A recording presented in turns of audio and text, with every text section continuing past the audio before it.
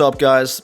So here's my second April Saints 7-round mock draft, and for this one we're going to come back to reality a little bit and not take Bijan Robinson.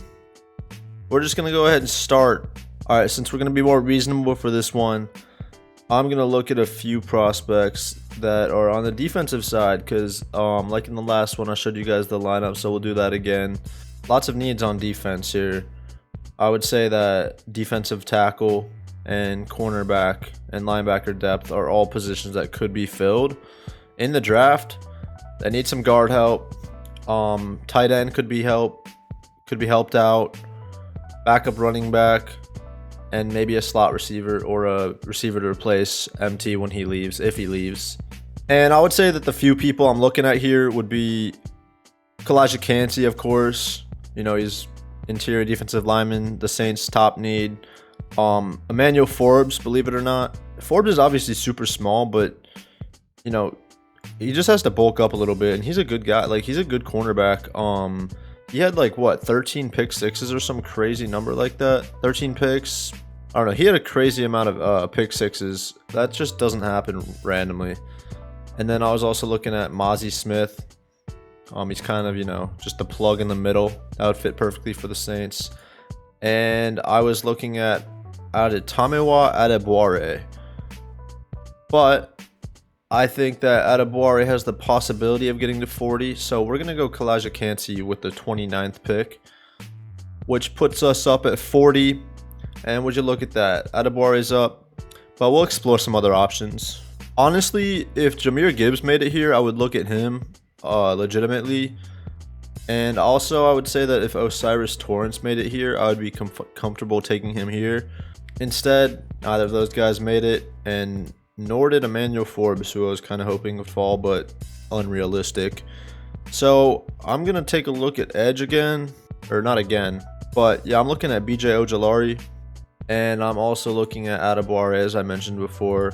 I would also maybe look at Josh Downs here to help with that receiver spot, but I feel like with value and needs, we could probably go receiver later. So I think I'm going to go with Adebawore. All right, and then in round 3, so we went defense 2 times there. I'm kind of looking at offense now. The offense is not flawless. They do need help there. We didn't get cornerback yet, though. So, and like I said in the previous video, this is a round where I think it'd be really good to take a running back. And this is so hard because I like all these guys. Like, I literally like all of them up to, honestly, Chris Rodriguez. Anyway, I'm going to go with the best value here. I've gone A-Chain in the past. I've gone McBride in the past. And I've gone Spears in the past. We're going to switch it up. I'm going to go Zach Charbonnet. Not a very deep evaluation there in why I picked him, but I like all of them, so take your pick there. All right, guys, round 4. What positions have we not helped fill yet? I'm looking at this linebacker spot, and I'm kind of worried if Pete Warner gets hurt or if Demario Davis gets hurt.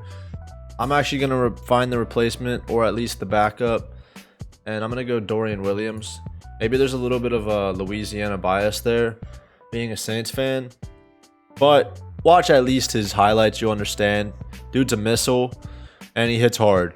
So I would gladly take that in the Saints defense. So here at 146, I know we haven't addressed tight end yet, so Luke Schoonmaker is kind of tempting.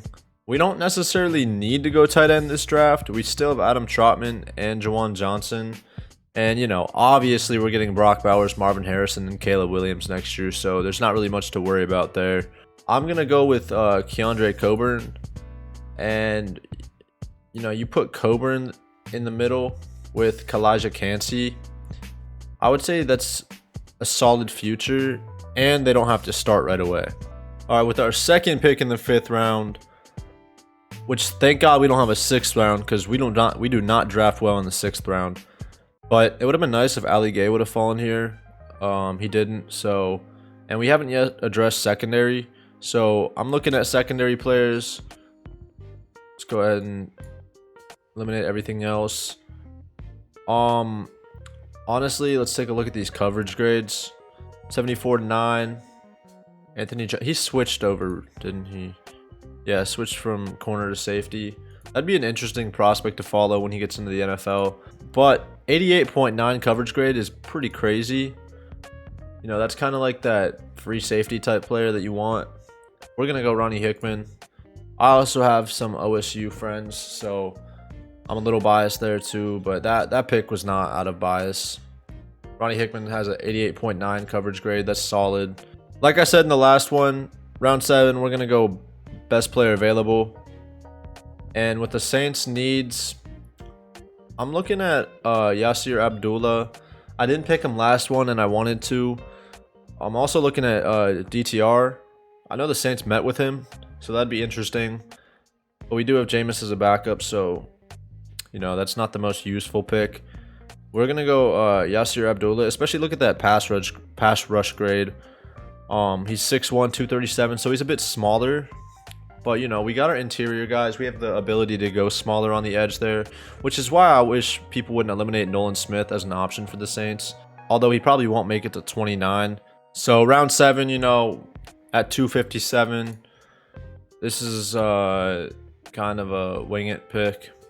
And I'm going to get us a slot receiver.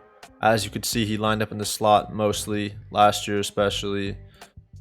He's a very small guy, but, you know, we have Michael Thomas and Chris Olave as the 1-2. We can get that slot guy.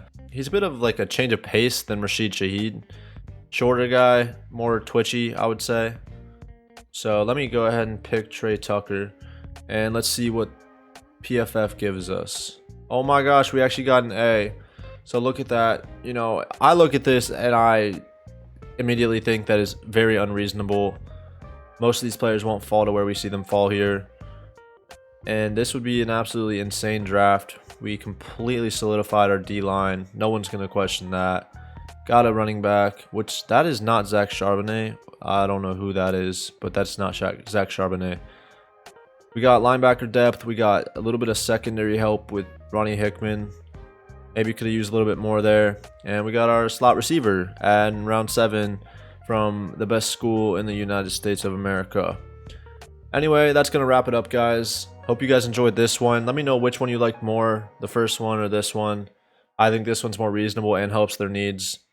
But I also like Bijan Robinson, so let me know. Hope you guys enjoyed, and I'll see you in the next one.